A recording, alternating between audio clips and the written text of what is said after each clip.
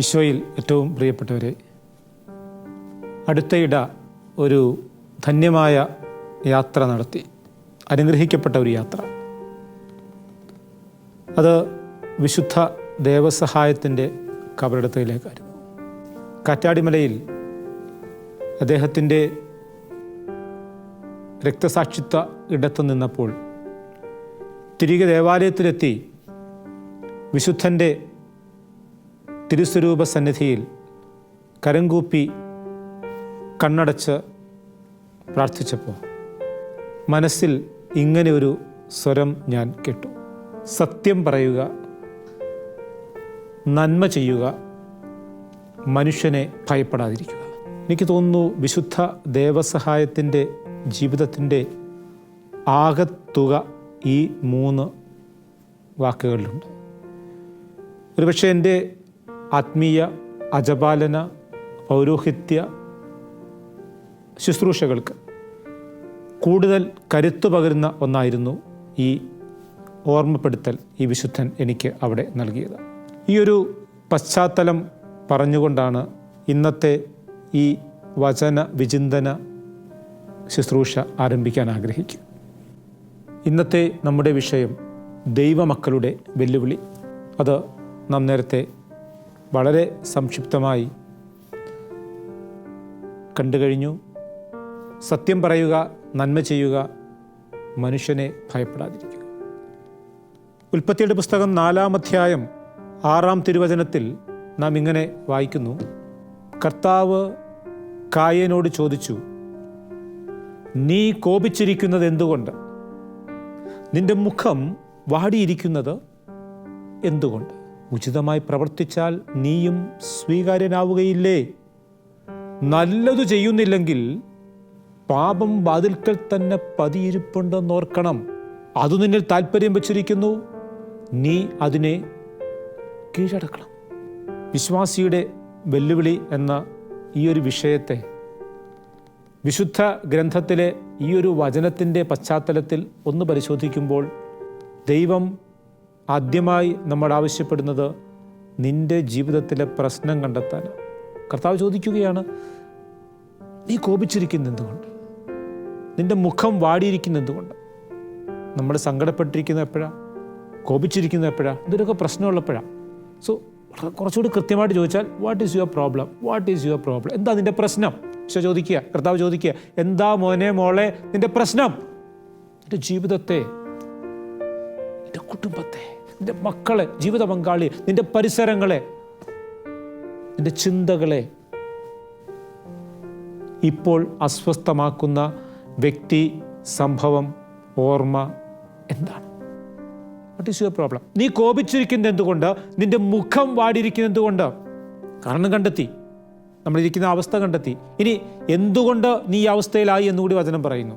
അതിൻ്റെ കാരണം എന്താ? വചനം പറയുന്നു, നീ കോപിച്ചിരിക്കുന്നതിൻ്റെയും നിന്റെ മുഖം വാടിപ്പോയതിൻ്റെ കാരണം എന്താണ്? വചനം പറയുന്നു, ഉചിതമായി പ്രവർത്തിച്ചാൽ നീയും സ്വീകാര്യനാവുകയില്ലേ?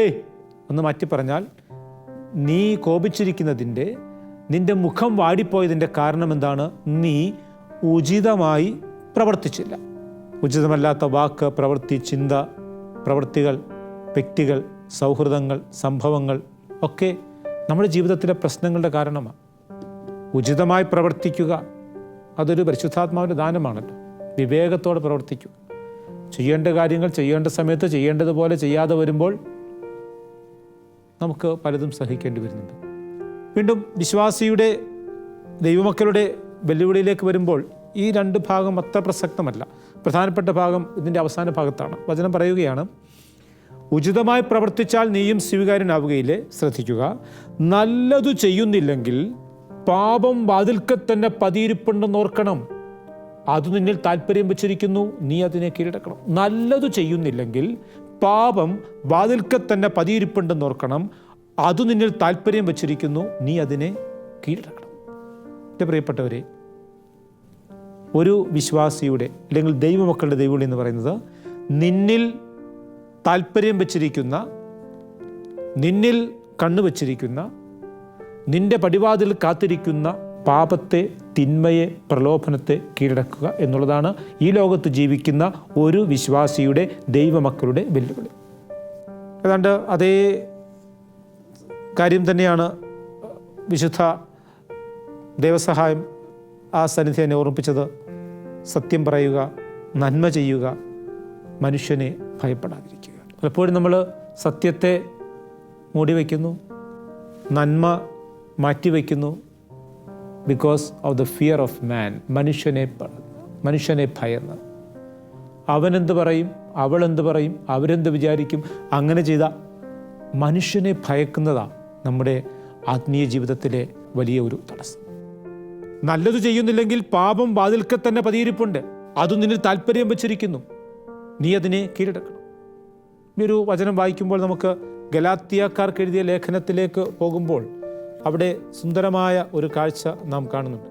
ഗലാത്യ ലേഖനം 5-ാം അധ്യായം 16 മുതൽ ഉള്ള വചനങ്ങളിൽ അതിന് തലക്കെട്ടിങ്ങനെയാണ്: ജഡത്തിൻ്റെ വ്യാപാരങ്ങളും ആത്മാവിൻ്റെ ഫലങ്ങളും. ജഡത്തിൻ്റെ വ്യാപാരങ്ങളും ആത്മാവിൻ്റെ ഫലങ്ങളും. വചനം പറയുകയാണ്, ജഡമോഹങ്ങളെ ഒരിക്കലും തൃപ്തിപ്പെടുത്തരുത്. 17 മുതൽ ജഡമോഹങ്ങൾ ആത്മാവിന് എതിരാണ്, ആത്മാവിൻ്റെ അഭിലാഷങ്ങൾ ജഡത്തിന്. നമ്മൾ 19 മുതൽ വചനം വായിക്കാം. ജഡത്തിൻ്റെ വ്യാപാരങ്ങൾ എല്ലാവർക്കും അറിയാം എന്ന് പറഞ്ഞിട്ട് ഒരു ലിസ്റ്റ് അവിടെ പറയുന്നുണ്ട്. ജഡത്തിൻ്റെ വ്യാപാരങ്ങൾ എല്ലാവർക്കും അറിയാം. അത് വളരെ പ്രധാനപ്പെട്ട ഒരു വാക്കാണ്, വിട്ടുപോകരുത്. ജഡത്തിൻ്റെ വ്യാപാരങ്ങൾ എല്ലാവർക്കും അറിയാം എന്ന് പറഞ്ഞിട്ട് ഒരു 15 കൂട്ടം ലിസ്റ്റ് പറയുന്നുണ്ട്. ജഡത്തിൻ്റെ വ്യാപാരങ്ങൾ എണ്ണിക്കോ. അവ വ്യഭിചാരം, അശുദ്ധി, ദുർവൃത്തി, വിഗ്രഹാരാധന, ആഭിചാരം, ശത്രുത, കലഹം, അസൂയ, കോപം, മാത്സര്യം, ഭിന്നത, വിഭാഗീയ ചിന്ത, വിദ്വേഷം, മദ്യപാനം, മധുരോത്സവം, ഇവയും കഴിഞ്ഞില്ല, ഇവയും ഈ ദൃശ്യമായ മറ്റു പ്രവൃത്തികളുമാണ്. ഇത്തരം പ്രവൃത്തികൾ ഏർപ്പെടുന്നവർ ദൈവരാജ്യം അവകാശപ്പെടുത്തുകയില്ലെന്ന് മുൻപ് ഞാൻ നിങ്ങളോട് നൽകിയ താക്കീത് ഇപ്പോഴും ആവർത്തിക്കുന്നു. പലതവണ പറഞ്ഞിട്ടുണ്ട്. അപ്പോൾ ജഡത്തിൻ്റെ വ്യാപാരങ്ങൾ 15.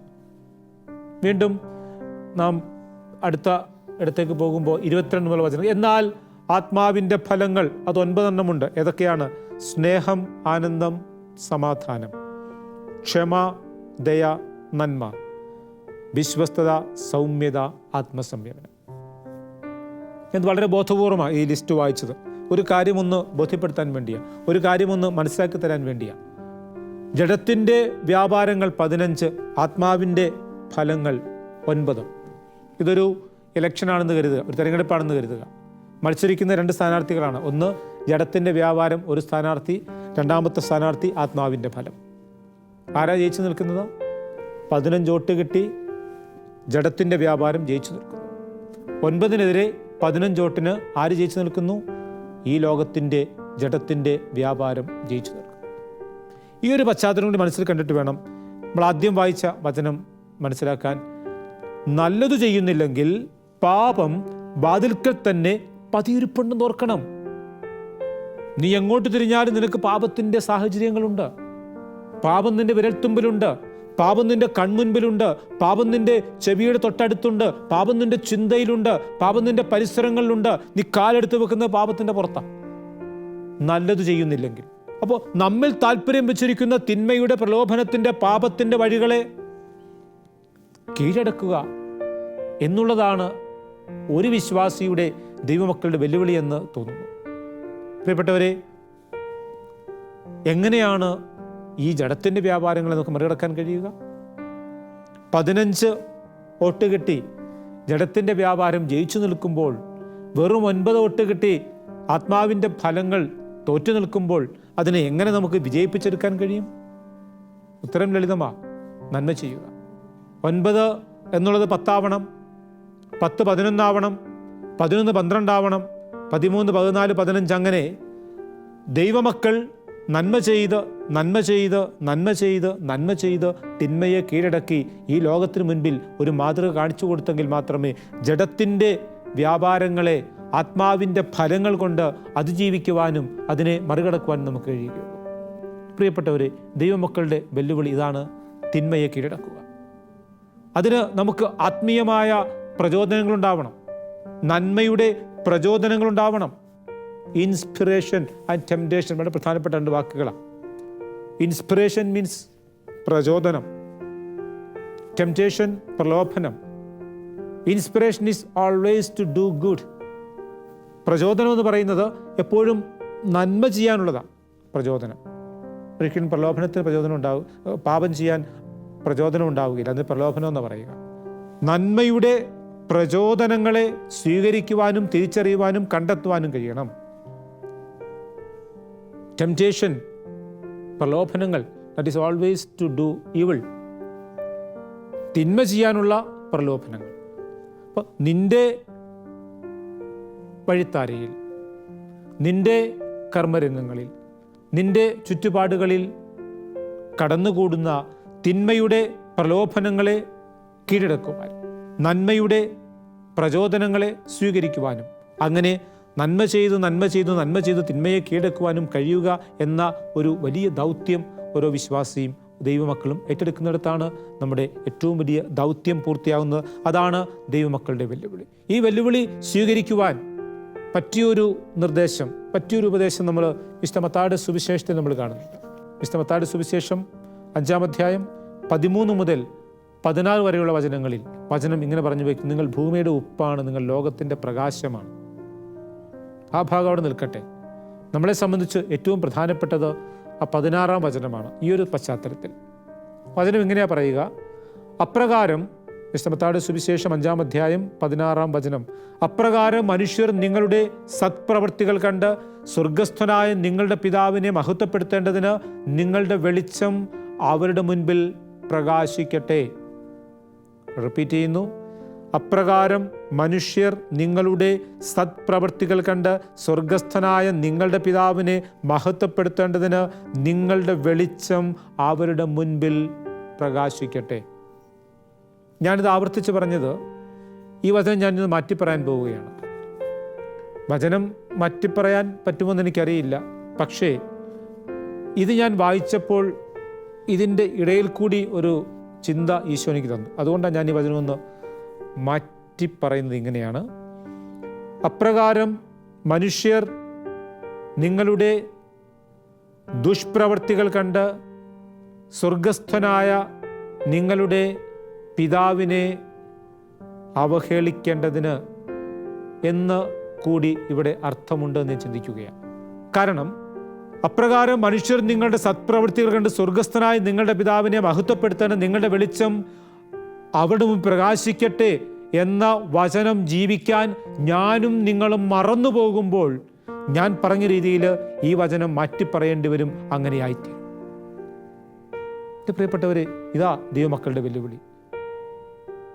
ഞാനൊരു തെറ്റ് ചെയ്യുമ്പോൾ, എനിക്കൊരു പോരായ്മ വരുമ്പോൾ, അവിടെ ദൈവമാണ്, ക്രിസ്തുവാണ്, സഭയാണ്, വിശ്വാസമാണ്, എൻ്റെ രൂപതയാണ്, എൻ്റെ ഇടവകയാണ്, ആത്മീയ സംവിധാനങ്ങളാണ് അവഹേളിക്കപ്പെടുന്നതെന്ന് തിരിച്ചറിയുവാനുള്ള വെട്ടം നമുക്ക് എന്ന് ലഭിക്കുന്നുവോ അന്ന് മാത്രമേ നമുക്ക് ആദ്യം ഞാൻ പറഞ്ഞ ആ തിന്മകളെ പ്രതിരോധിക്കുവാനും പ്രലോഭനങ്ങളെ അതിജീവിക്കുവാനും പ്രചോദനങ്ങൾ സ്വീകരിക്കുവാനും സാധിക്കുകയുള്ളൂ.